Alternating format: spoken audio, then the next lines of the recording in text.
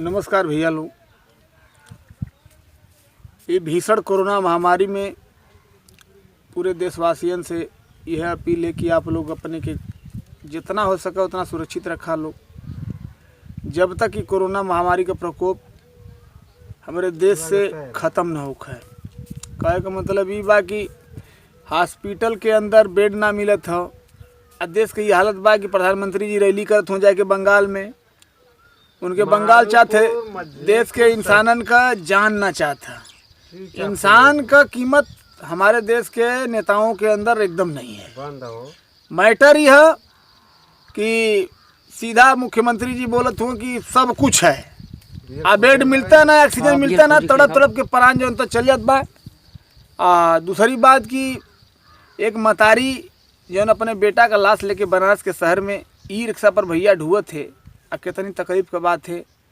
आप लोग टीवी पर, अखबार में, दूसरी बात कि व्हाट्सएप के माध्यम से देखले हो बा, फेसबुक के माध्यम से, जैसे कि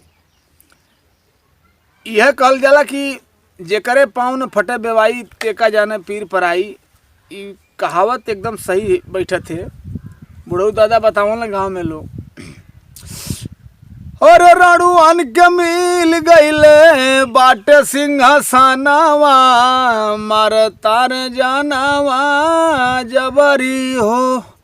रणुअन के मिल गईले बाटे सिंहासनावा, मार साल जानावा जबरी हो।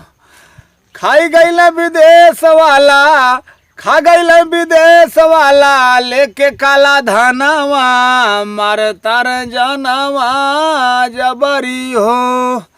रणुअन के मिल गयल बाटे सिंहासनावा, मार तार जानवा जबरी हो। बेटावा कलाश यही बनारस के शहर में जहाँ मोदी जी सांसद हुए, पूरा अखबार में आप लोग देखले हो बा। अरे बेटावा कलाश देखा और ढोवली मथरिया, मोदी जहाँ सांसद बाणे काशी के नगरिया, मोदी जहाँ सांसद बाणे काशी के नगरिया।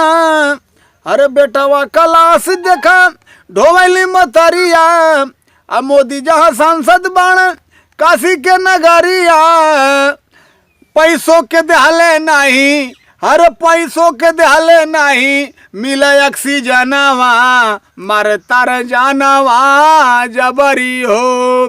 रणुअन के मिल गयल बाटे सिंहासनावा, रणुअन के मिल गयल बाटे सिंहासनावा, हमारे साले जानवा जबरी हो। रणुअन के मिल गयल बाटे सिंहासनावा, मारे साले जानवा जबरी हो।